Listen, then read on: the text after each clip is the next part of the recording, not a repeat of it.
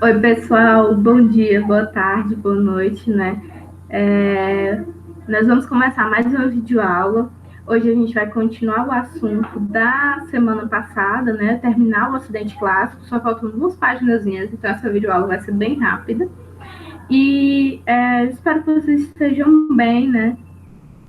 A gente está passando por processos que são bem complicados, porque ninguém está acostumado, né, com essa rotina, mas eu espero que vocês estejam conseguindo se adaptar bem, estejam conseguindo acompanhar as aulas, tá bom? E é isso, assim, eu espero que vocês estejam conseguindo ser produtivos nesse período de pandemia, né? Enfim, então vamos começar. Vou colocar aqui para apresentar a tela, tá? Nós vamos continuar a falar sobre o acidente clássico, tá bom? Esse período do acidente clássico.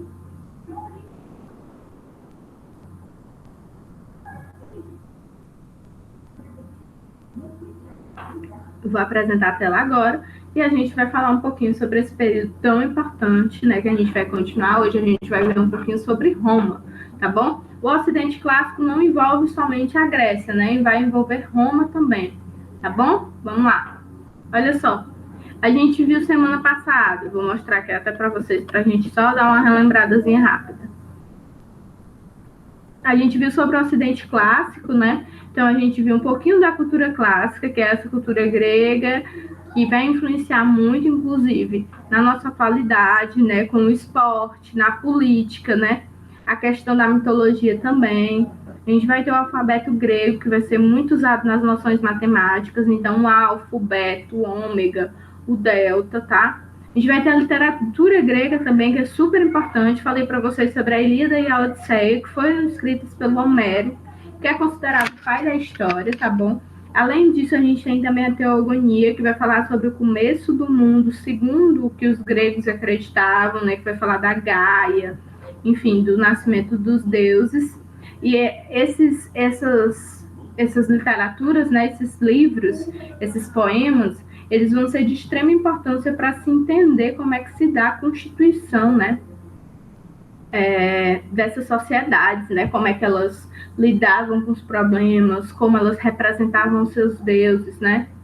E aí, falei para vocês que os deuses gregos, eles tinham características extremamente humanizadas, né? Então eles tinham raiva, eles tinham amor, eles tinham ódio, eles sentiam inveja, né? Eles tinham intrigas entre eles, então eles eram extremamente humanizados, né?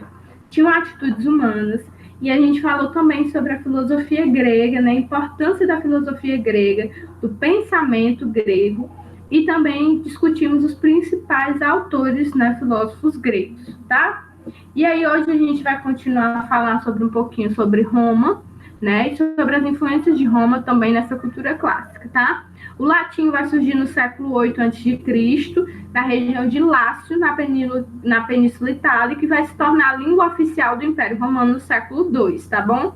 Junto com as conquistas militares de territórios, os romanos exerciam domínio cultural sobre os povos dominados, obrigando todos a obedecerem às leis de Roma e principalmente usarem a língua latina. Então, assim, existiram impérios extremamente poderosos que não obrigavam de nenhuma forma os seus povos dominados, né, os seus lugares que eles dominavam, a terem práticas culturais, as mesmas que as deles, né? Então, por exemplo, Alexandre o Grande, que ele vai ser rei da Macedônia, né, do Império Macedônico.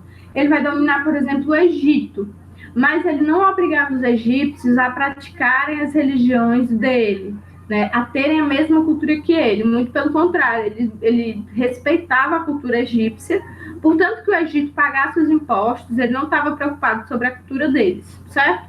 No caso de Roma é o contrário. Roma, além de dominar esses povos, os povos, além de pagarem impostos para Roma, eles tinham que usar a língua romana, né, que era o latim, e tinham que seguir as mesmas leis de Roma, tá bom?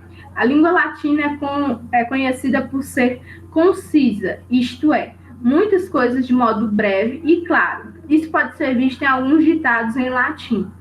Leia abaixo.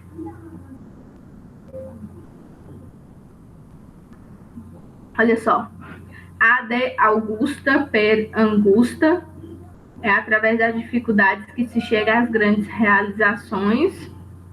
Agere non loqui, agir não é falar. Então, assim, vocês estão vendo como é bem resumida a palavra, né?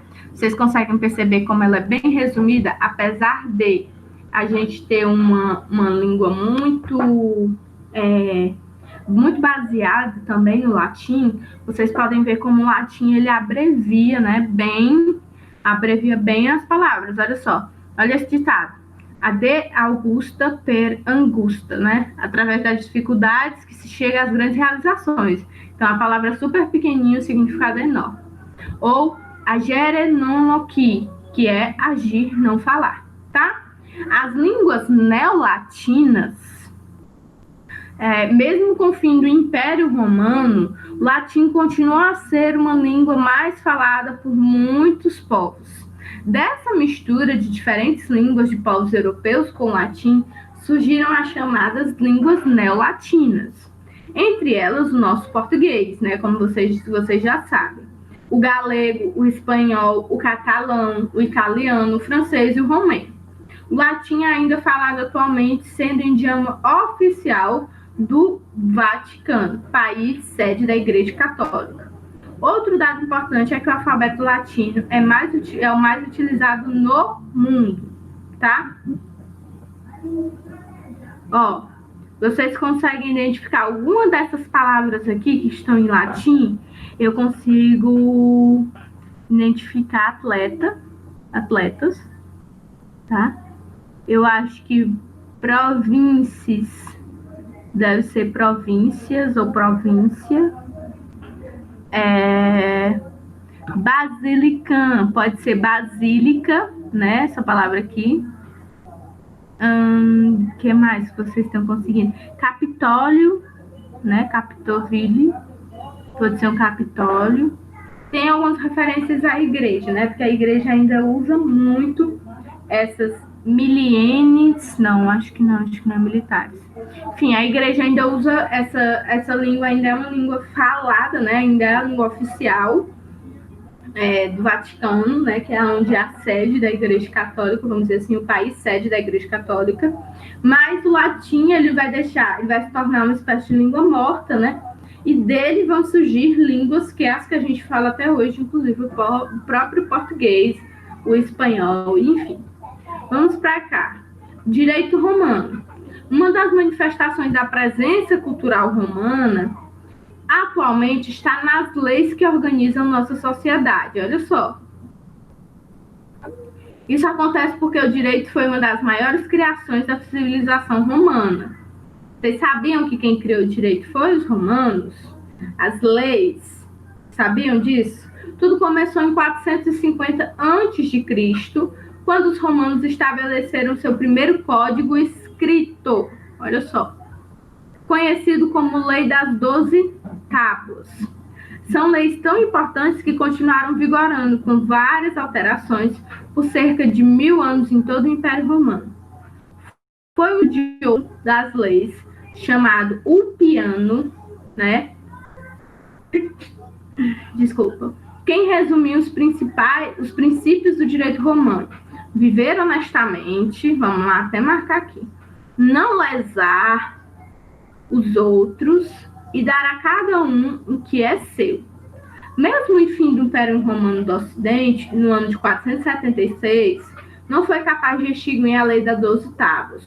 Justiniano, que foi um governante do Império Romano do Oriente, em 527 encarregou uma comissão de estudiosos em direito de reunir e organizar todas as leis